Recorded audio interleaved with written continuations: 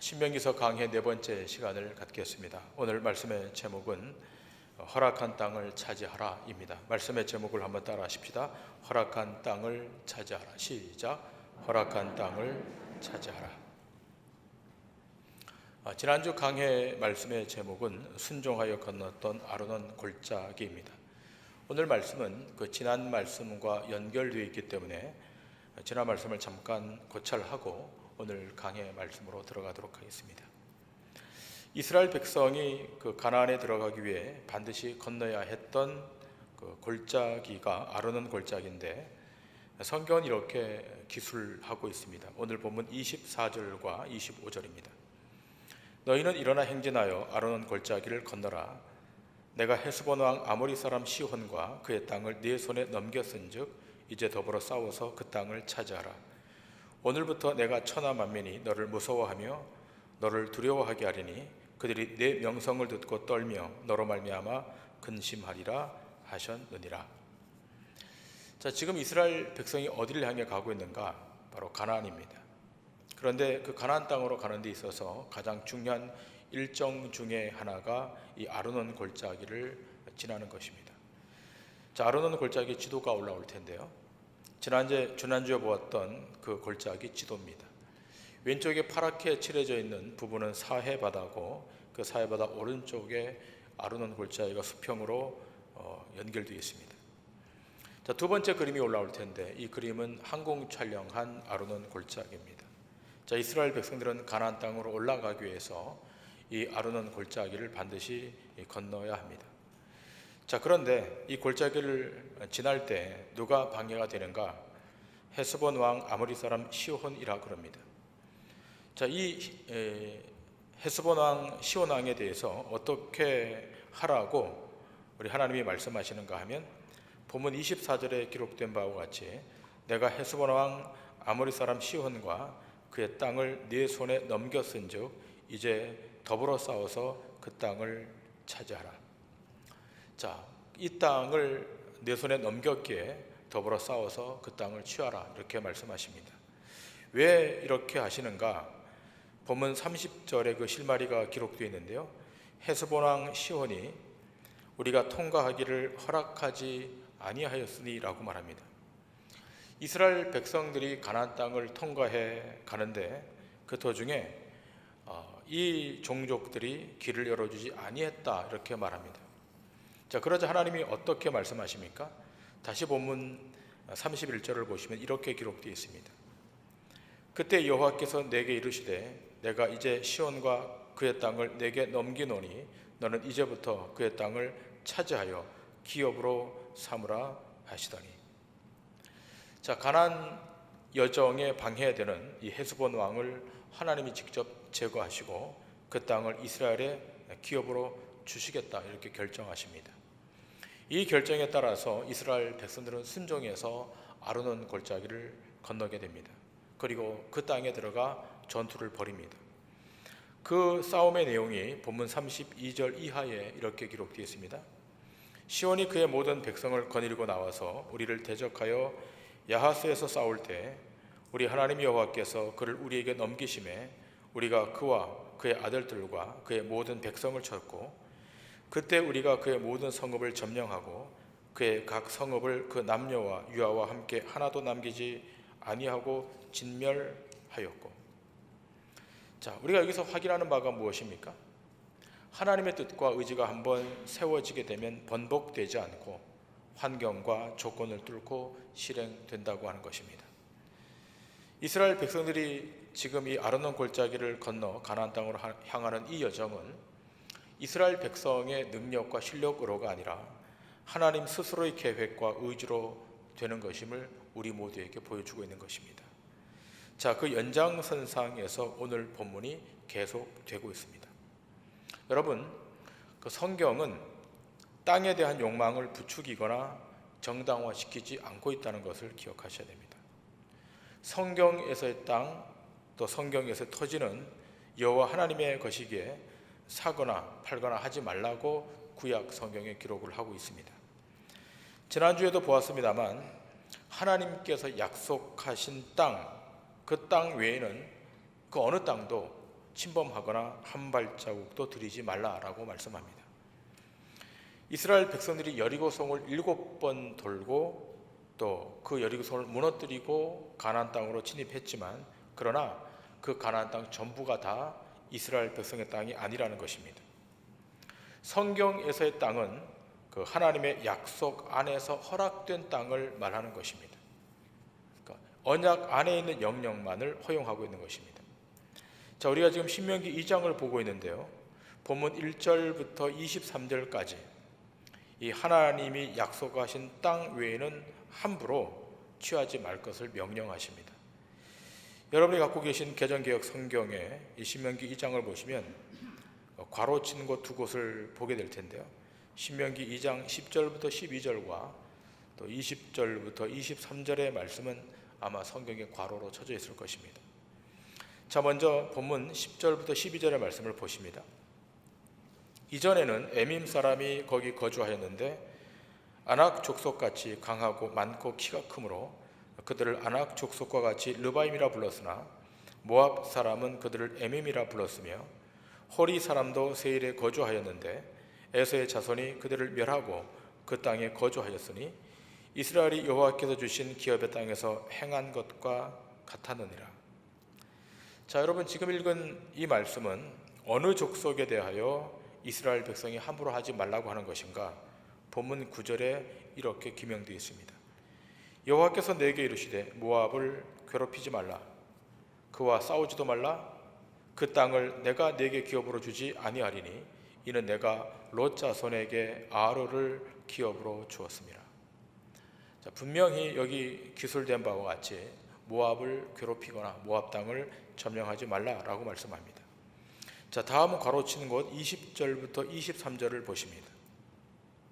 이것도 르바임의 땅이라 하였나니 전에 르바임이 거기 거주하였으며 암몬 족속은 그들을 삼순밈이라 일컬었으며 그 백성은 아낙 족속과 같이 강하고 많고 키가 컸으나 여호와께서 암몬 족속 앞에서 그들을 멸하셨으므로 암몬 족속이 대신하여 그 땅에 거주하였으니 마치 세일에 거주한 에서 자손 앞에 호리 사람을 멸하심과 같으니 그들이 호리 사람을 쫓아내고 대신하여 오늘까지 거기에 거주하였으며 또 갑돌에서 나온 갑돌 사람이 가사까지 각촌에 거주하는 아위 사람을 멸하고 그들을 대신하여 거기에 거주하였느니라. 자, 이 말씀도 어떤 족속에 대해서 싸우거나 분쟁하지 말라고 말하는가 하면, 자, 본문 19절에 이렇게 기록되어 있습니다. 암몬 족속에게 가까이 이르거든 그들을 괴롭히지 말고 그들과 다투지도 말라. 암몬 족속의 땅은 내가 네게 기업으로 주지 아니하리니 이는 내가 그것을 롯 자손에게 기업으로 주었습니다. 자, 여기 기술된 바와 같이 암몬 족속의 땅도 침범하거나 해하지 말라 이렇게 말하십니다. 자, 그러나 24절에 오게 되면 이 아모리 왕 족속의 땅은 그 땅을 점령하고 취하라 이렇게 말씀합니다. 자, 그런데 우리가 조금 더 눈여겨봐야 될 대목은 그 24절의 말씀 가운데 그 땅을 내 손에 넘겼다라고 하는 말씀의 대목입니다. 자, 넘겼다라고 하는 말은 그 소유권자의 이전을 말하는 것입니다.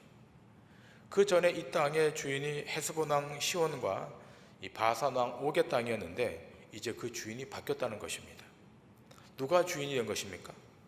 이스라엘 백성이 이 땅의 주인이 된 것입니다. 자, 그러면 왜 이렇게 하시는가라는 질문을 할 수가 있을 것입니다. 그것은 명확한 답변이 있습니다. 그것은 이 땅을 소유함으로 하나님의 언약을 이루시기 위함인 것입니다. 자, 이 언약을 이룸에 있어서 헤스본 왕 시온과 바산 왕 옥은 반드시 정리되어야 될 대상이었습니다. 기억할 것은 이 두 왕이 이스라엘에게 진멸당함으로 그 파급되는 효과가 어느 정도인가, 여호수아서의 이 내용이 이렇게 기술되어 있습니다. 여호수아서 2장 1절부터 11절에 이렇게 기술되어 있습니다. 눈의 아들 여호수아가 시팀에서 두 사람을 정탐꾼으로 보내며 이르되 가서 그 땅과 여리고를 엿보라 하며 그들이 가서 라합이라 하는 기생의 집에 들어가 거기서 유숙하더니 어떤 사람이 여리고 왕에게 말하여 이르되 보소서 이 밤에 이스라엘 자손 중에 몇 사람이 이 땅을 정탐하러 이리로 들어왔나이다. 여리고 왕이 라합에게 사람을 보내어 이르되 내게로 와서 네 집에 들어간 그 사람들을 끌어내라. 그들은 이 온 땅을 정탐하러 왔느니라. 그 여인이 그 두 사람을 이미 숨긴지라 이르되 과연 그 사람들이 내게 왔었으나 그들이 어디에서 왔는지 나는 알지 못하였고 그 사람들이 어두워 성문을 닫을 때쯤 되어 나갔으니 어디로 갔는지 내가 알지 못하나 급히 따라가라. 그리하면 그들을 따라 잡으리라 하였으나 그가 이미 그들을 이끌고 지붕에 올라가서 그 지붕에 벌려놓은 3대에 숨겼더라. 그 사람들은 요단 나루터까지 그들을 쫓아갔고 그들을 뒤쫓는 자들이 나가자 곧 성문을 닫았더라. 또 그들이 눕기 전에 라합이 지붕에 올라가서 그들에게 이르러 말하되 여호와께서 이 땅을 너에게 주신 줄을 내가 아노라. 우리가 너희를 심히 두려워하고 이 땅 주민들이 다 너희 앞에서 간담이 녹나니 이는 너희가 애굽에서 나올 때 여호와께서 너희 앞에서 홍해 물을 마르게 하신 일과 너희가 요단 저쪽에 있는 아모리 사람의 두 왕 시혼과 옥에게 행한 일 곧 그들을 진멸시킨 일을 우리가 들었음이니라. 우리가 듣자 곧 마음이 녹았고 너희로 말미암아 사람이 정신을 잃었나니 너희 하나님 여호와는 위로는 하늘에서도 아래로는 땅에서도 하나님이시니라. 자, 지금 라합이 이런 이야기를 하는 겁니다. 너희들이 시온 왕과 이 바산 왕 옥을 진멸시켰던 일을 우리가 들었다. 그 메시지를 듣자마자 우리 마음이 녹아버렸고 어떤 사람들은 정신이 잃어버렸다. 자, 여기 기록된 바와 같이 왜 헤브론 왕 시혼과 바산 왕 옥에 대해서 반드시 진멸하고 그 땅을 취해야 하는지를 알게 하고 있습니다. 자, 그런데 이스라엘 백성들이 이 땅을 차지하기 전에 먼저 했던 일인데 그것은 사신을 보내는 일이었습니다. 자, 신명기 2장 오늘 본문 26절 이하에 이렇게 기록되어 있습니다.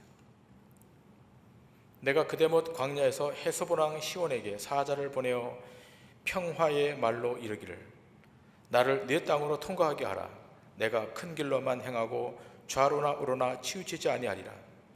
너는 돈을 받고 양식을 팔아 내가 먹게 하고 돈을 받고 물을 주어 내가 마시게 하라. 나는 걸어서 지날 뿐인즉 세일에 거주하는 에서 자손과 아르에 거주하는 모압 사람이 내게 행한 것 같이 하라. 그리하면 내가 요단을 건너서 우리 하나님 여호와께서 우리에게 주시는 땅에 이르리라 하였으나.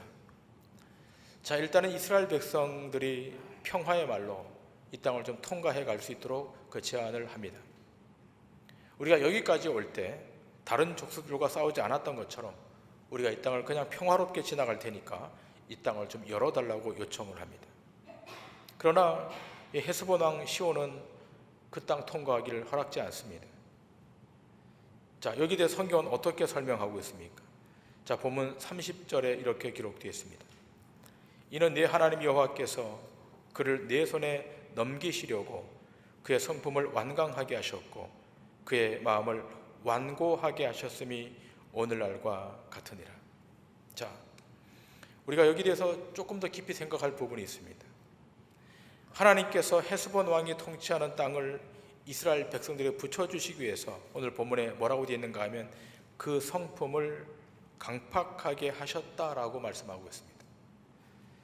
출애굽할 때에 바로 왕의 마음이 강팍해진 것처럼 이들의 마음이 강팍해졌다는 것입니다. 자, 이렇게 강팍해졌던 이들에 대해서 하나님은 자비를 거두시고 심판하십니다. 그 심판의 내용이 31절 이하입니다. 그때 여호와께서 내게 이르시되 내가 이제 시온과 그의 땅을 내게 넘기노니 너는 이제부터 그의 땅을 차지하여 기업으로 삼으라 하시더니 시온이 그의 모든 백성을 거느리고 나와서 우리를 대적하여 야하스에서 싸울 때 우리 하나님 여호와께서 그를 우리에게 넘기심에 우리가 그와 그의 아들들과 그의 모든 백성을 쳤고 그때 우리가 그의 모든 성읍을 점령하고 그의 각 성읍을 그 남녀와 유아와 함께 하나도 남기지 아니하고 진멸하였고 다만 그 가축과 성읍에서 탈취한 것은 우리의 소유로 삼았으며 우리 하나님 여호와께서 그 모든 땅을 우리에게 넘겨주심으로 아르논 골짜기 가장자리에 있는 아로엘과 골짜기 가운데에 있는 성읍으로부터 길르앗까지 우리가 모든 높은 성읍을 점령하지 못한 것이 하나도 없었으나 오직 암몬 족속의 땅 야복 강가와 산지에 있는 성읍들과 우리 하나님 여호와께서 우리가 가기를 금하신 모든 것은 네가 가까이 하지 못하였느니라. 자, 결국 강팍해졌던 이들을 하나님은 다 진멸하십니다. 자, 진멸하시는데 어떻게 진멸하십니까? 남녀노소를 불문하고 어린아이와 노인을 불문하고 다 진멸하십니다. 자, 여기에 대해서 이런 질문들이 나올 수 있습니다. 왜 하나님이 이들의 마음을 강팍하게 하셨는가? 왜 하나님이 어린아이까지 다 진멸하도록 만드셨는가? 적어도 유아들은 좀 제외시켜주면 좋았을 텐데 왜 어린아이까지 다 진멸하셨는가? 공의 하나님이 어떻게 그렇게 하실 수 있는가? 이렇게 질문을 할 수가 있을 것입니다.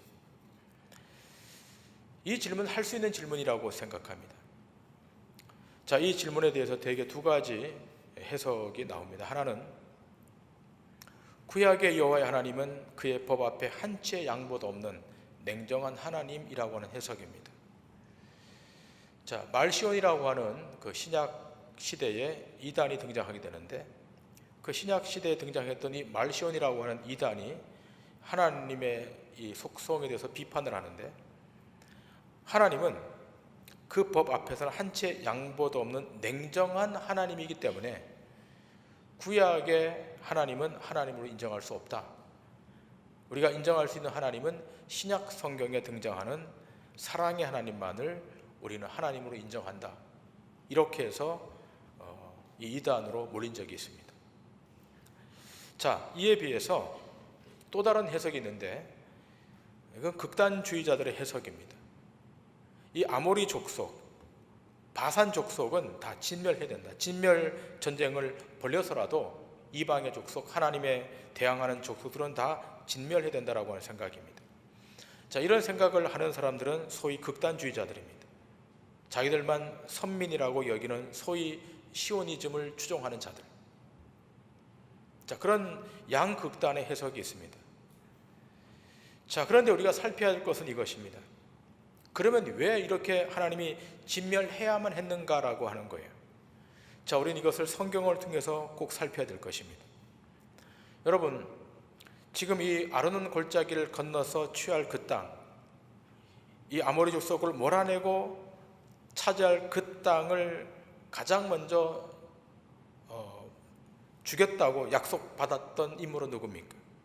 바로 아브라함입니다. 하나님께서 아브라함에게 이 땅을 주시겠다고 약속을 한 것입니다. 자, 그렇다면 아브라함 때에 이 땅을 주셨으면 참 좋았을 텐데 왜 그렇게 하지 않고 이렇게 긴 시간이 흐른 다음 여기까지 와서 전쟁을 치르면서 이 땅을 차지해야 하는가라고 하는 거예요. 자, 우리는 창세기에서 중요한 하나의 단서를 발견하게 됩니다. 창세기 15장 16절에 이렇게 기록되어 있습니다. 네 자손은 4대 만에 이 땅으로 돌아오리니 이는 아모리 족속의 죄악이 아직 가득 차지 아니함이니라 하시더니, 여기 중요한 단서가 있습니다. 아직 아모리 족속의 죄악이 관영하지 않았다라고 하는 것입니다. 여러분 기억하실 것은 하나님의 심판은 즉흥적이고 임의적으로 되는 것이 아니라 죄에 대한 결과로 심판이 시작되는 것임을 기억하셔야 됩니다. 아브라함의 때에는 아직 아모리 족속의 죄가 관영하지 않은 거예요. 그러니까 하나님 편에서 볼 때 이 아모리 족속을 심판하기에는 그들의 죄가 아직 심판의 수준에 도달하지 않은 것입니다. 우리는 여기서 역설적인 한 단면을 목격하게 됩니다. 하나님이 어떤 한 종족을 멸하실 때, 한 족속을 진멸하실 때 참으시고 기다리시고 기다리셨다가 그 죄악이 관영하면 심판하신다는 것입니다. 지금 생각해 보시길 바랍니다. 아브라함의 때, 그들의 믿음의 조상 아브라함의 때에 아모리 족속의 죄가 없었느냐? 아닙니다. 그때도 죄가 있었습니다. 모든 인생이 그렇듯이 아담 이후에 태어나는 모든 인생들은 다 죄를 갖고 태어납니다. 죄를 가지고 태어나기 때문에 하나님과 대립된 상태에서 출생할 수밖에 없는 것입니다. 그 단면을 보여주는 사건이 있지 않습니까? 바로 노아 홍수 사건입니다. 성경은 그 당시 상황이 어떠했다라고 증거합니까? 창세기 6장 1절 2절에 이렇게 기록되어 있습니다. 사람이 땅 위에서 번성하기 시작할 때 그들에게서 딸들이 나니 하나님의 아들들이 사람의 딸들의 아름다움을 보고 자기들이 좋아하는 모든 여자를 아내로 삼는지라. 자, 사람들이 땅에서 번성하기 시작할 때 하나님의 아들들이 사람의 딸들의 그 외적 아름다움을 보고 아내를 삼는 겁니다.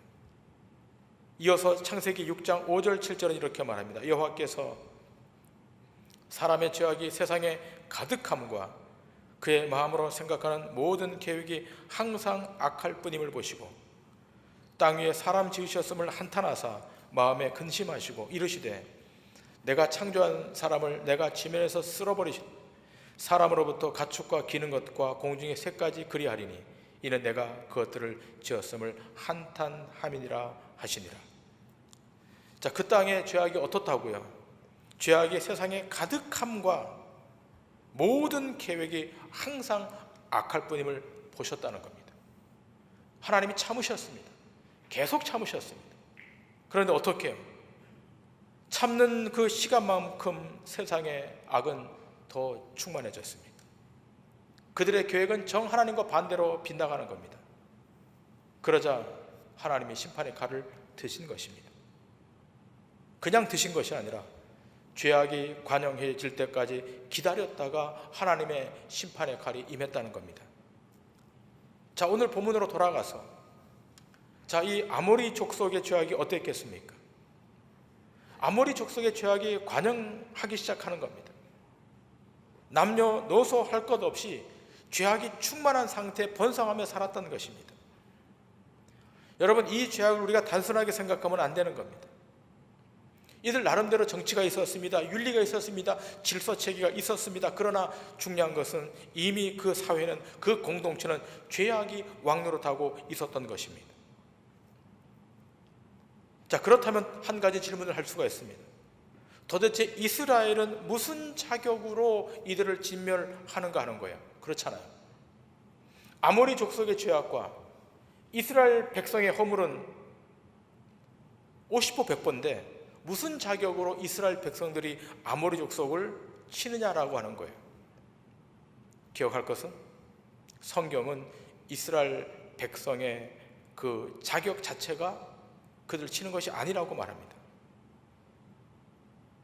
이스라엘 백성들은 단지 하나님의 도구로 사용될 뿐인 것입니다.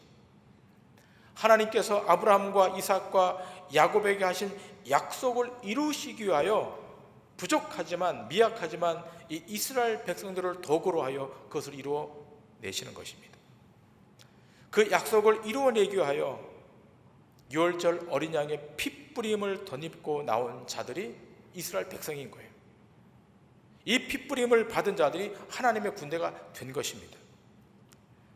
그들의 윤리와 도덕이 어떤 수준에 이르렀기 때문에 하나님의 군대가 되고 선택된 백성이 된 것이 아닙니다. 어떻게 해요? 그들에게 어린 양의 피가 뿌려졌기 때문에. 이게 관건인 거예요. 이 아모리 왕 시온과 바산 왕 옥과의 이 전쟁은 어떤 전쟁입니까? 누가 더 윤리적이냐, 누가 더 도덕적이냐, 이걸 비견해서 거기에 못 미치는 족속은 심판을 받고 그렇지 않은 족속은 살아남고 그 싸움이 아닌 거예요. 우린 자꾸 세상적인 기준으로 판단을 하는 거예요. 생각해 보세요. 이스라엘 백성들이 출애굽에서 이 광야로 올 때까지 얼마나 하나님 앞에 원망했습니까? 얼마나 많은 불평이 있었습니까? 사실 아모리 족속의 죄악과 이스라엘 백성의 죄악을 비교해봐도 별 차이가 없습니다. 그러나 그럼에도 불구하고 이 아모리 족속에서 진멸되는 거예요. 왜 그렇습니까? 누가 더 도덕적이냐, 누가 더 윤리적이냐, 그 싸움이 아니라 이 싸움은 누가 어린 양의 피를 덧입었느냐, 덧입지 못했느냐의 싸움인 거예요. 이것은 거룩에 관한 싸움인 겁니다. 거룩이 뭡니까? 윤리적으로 깨끗해지는 것이 거룩입니까? 도덕적으로 완벽해지는 것이 거룩입니까? 물론 그것도 포함되어 있을 것입니다. 그러나 기독교 신앙 안에서의 거룩이라고 하는 것은 예수 그리스도의 피, 어린 양의 피 안에 있으면 거룩인 것이고 그 바깥에 있으면 거룩하지 않은 거예요. 여러분이 구원을 받은 이유는 무엇입니까? 여러분이 구원을 받은 근거가 어디 있습니까? 여러분이 세상 사람들보다 더 윤리적으로 바르기 때문에 구원을 받는 것입니까? 아닙니다. 여러분보다 훨씬 더 도덕적이고 훨씬 더 윤리적인 사람들이 세상에는 많이 있습니다. 그러나 그럼에도 불구하고 하나님이 여러분을 구원해 주시지 않으셨습니까? 무엇 때문에 구원받은 거예요? 어린 양의 피 때문에, 십자가의 보혈 때문에 구원을 받은 거예요. 바로 이 싸움인 거예요. 그래서 모세가 죽고 난 다음 여호수아가 가나안 땅을 정복할 때 그 가나안 땅에 발을 디딘 다음 가장 먼저 했던 것이 뭡니까? 할례였습니다. 할례를 통해서 거룩을 다시 갱신했던 겁니다. 자, 지금 이 싸움은 그런 것입니다. 이 싸움은 언약을 이루는 차원에서의 싸움인 거예요. 하나님의 거룩이 훼손될 수 없기 때문에 더 이상 아모리 족속과 바산왕 옥의 그 족속의 죄악이 관영했기 때문에 더 이상 타협을 할 수가 없었던 것입니다.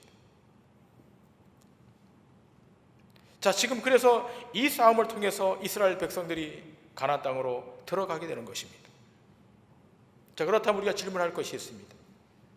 이 구약 시대에 이 가나안 땅을 정복한 이 시대, 수천 년의 시간이 지나서 21세기를 살아가고 있는 우리가 과연 차지할 땅, 정복할 땅은 어디인가라고 하는 거예요. 여러분, 신명기 2장과 오늘 21세기 살고 있는 지금 이 시대는 시차가 무려 몇천 년입니다. 자, 그렇다면 우리가 21세기를 살아가는 우리가 과연 차지할 땅, 싸워서 얻어야 될 땅은 어디인가라고 하는 거예요. 여러분, 제가 지난 누가복음 강의할 때 누가복음 20장 강의 말씀을 하면서 한 비유를 말씀드렸습니다. 그것은 주인이 포도원을 만들어서 새를 주고 타국이 가서 다시 새를 받기 위해서 주인의 종들을 보냈던 그 스토리를 기억할 겁니다.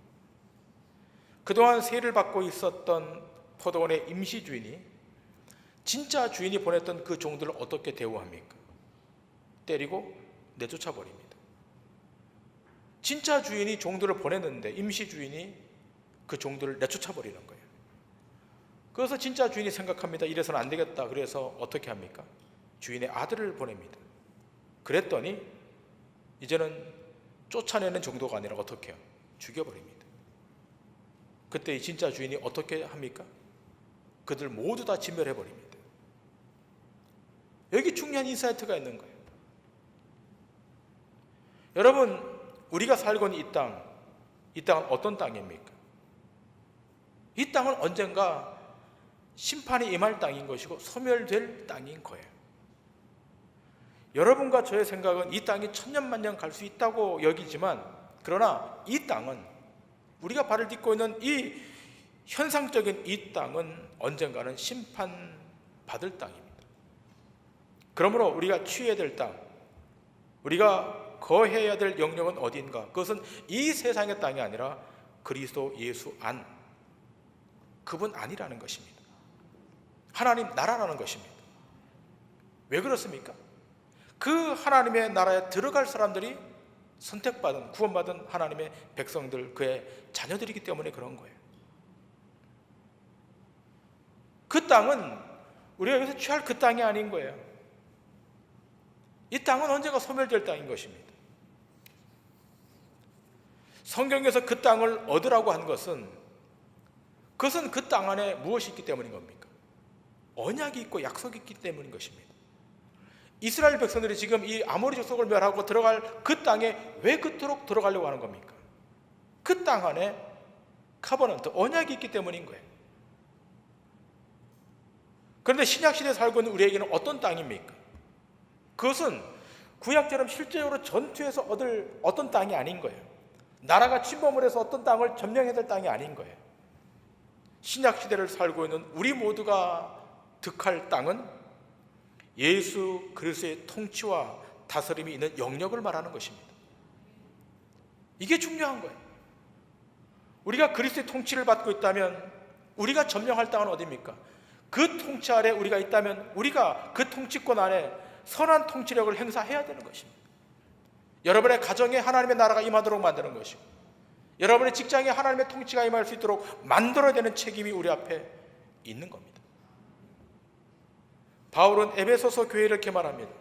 에베소 2장 12절 이하입니다. 그때 너희는 그리스도 밖에 있었고 이스라엘 나라 밖의 사람이라. 약속의 언약들에 대하여는 외인이요 세상에서 소망이 없고 하나님도 없는 자이더니 이제는 전에 멀리 있던 너희가 그리스도 예수 안에서 그리스도의 피로 가까워졌느니. 우리가 득할 땅, 우리가 거해야 될 영역은 예수 그리스도 안인 거예요. 요한 사도는 처음 땅과 처음 하늘이 없어지고 새로운 하늘, 새로운 땅이 도래한다고 말합니다. 요한계시록 21장 1절에 이렇게 기록되어 있습니다. 또 내가 새 하늘과 새 땅을 보니 처음 하늘과 처음 땅이 없어졌고 바다도 다시 있지 않더라. 자, 그러면서 이렇게 말합니다. 4절과 6절에 이렇게 말합니다. 처음 것들이 다 지나갔음이로라. 내가 생명수 샘물을 목마른 자에게 값없이 주리니. 처음 하늘과 처음 땅이 없어졌습니다. 자, 그렇다면 이스라엘 백성에게 제시된 땅은 어떤 땅입니까? 새로운 하늘과 새로운 땅입니다. 새 예루살렘입니다. 거기가 이스라엘 백성들이 허락받은 영원한 땅인 거예요. 자, 그런데 그곳에 무엇이 흐른다고 하는 것입니까? 생명수 샘물이 흐르고 있다는 겁니다. 자, 그 땅을 얻는다라고 하는 것은 그 땅에 생수가 있기 때문인 거예요. 어떤 생수입니까? 생명수 샘물인 거예요. 우리가 발을 딛고 있는 이 땅에는 생명수 샘물이 없어요. 땅을 파면 물은 나올지언정 그 물은 마시고 또 마셔야 되는 물 아니겠습니까? 그러나 우리가 허락받은 그 땅, 취할 그 땅은 어떤 땅입니까?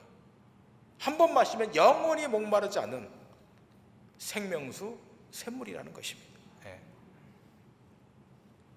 오늘 그 땅이 우리에게 허락된 땅이에요. 지금 이스라엘 백성들이 들어가는 이 가나안 땅은 사실 비옥한 땅이 아니에요. 옥토가 아니에요. 오히려 그들이 탈출해 나온 애굽 땅이 훨씬 더 좋은 땅이에요. 나일강이 흐르고 수로가 잘 구비되어 있던 기름진 땅입니다. 그러나 그 땅을 뒤로 하고 척박하고 광야 같은 이 가나안으로 들어가라고 한 것은 거기에 무엇이 있기 때문에? 언약이 있고 생명수 샘물이 흐르고 있기 때문인 것입니다. 자, 여기에 대해서 스가랴 선지자는 이렇게 말씀하고 있습니다. 우리 다 같이 이 말씀을 읽으면서 오늘 강의를 마치도록 하겠습니다. 스가랴서 14장 8절부터 11절입니다. 시작. 그날에 생수가 예루살렘에서 솟아나서 절반은 동해로 절반은 서해로 흐를 것이라. 여름에도 겨울에도 그러하리라. 여호와께서 천하의 왕이 되시리니 그날에는 여호와께서 홀로 한 분이실 것이요 그의 이름이 홀로 하나이실 것이라. 온 땅이 아라바와 같이 되되 게바에서 예루살렘 남쪽 림몬까지 이를 것이며 예루살렘이 높이 들려 그 본처에 있으리니 베냐민 문에서부터 천문 자리와 성 모퉁이 문까지 또 하나님 망대에서부터 왕의 포도주 짜는 곳까지라. 사람이 그 가운데 살며 다시는 저주가 있지 아니하리니 예루살렘이 평안히 서려다. 아멘. 우리 동도중앙교에 속한 모든 주의 권속들은 주의 통치권이 미치는 주의 거룩한 언약이 놓여있는 그 새하늘과 새 땅을 주목하며 또 이 땅을 살아갈 때 거룩하게 구별되어 살아 반드시 그 땅에 믿음의 백성들로 들어가는 입성하는 놀라운 축복이 있기를 주님의 이름으로 간절히 축원합니다. 기도하시겠습니다.